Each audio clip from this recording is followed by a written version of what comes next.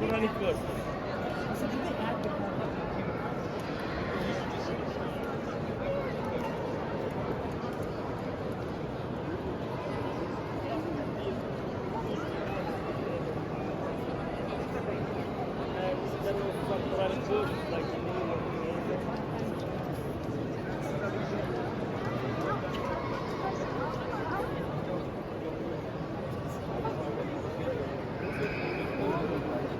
Çok da acayip. Kalbi var, kalbi.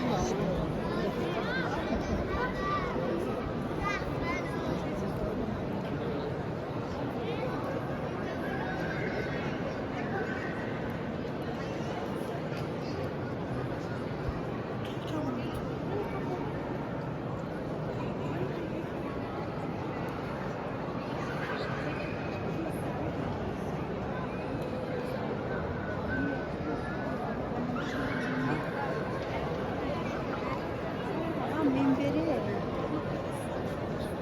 Bak orada. Görüyor musun?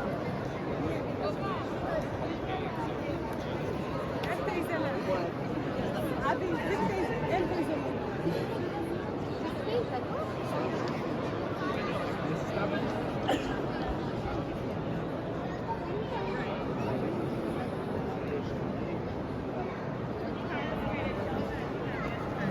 Köşede laf yapıyoruz. Mesela çok iyi. Aferin.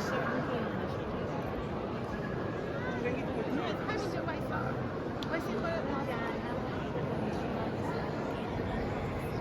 ser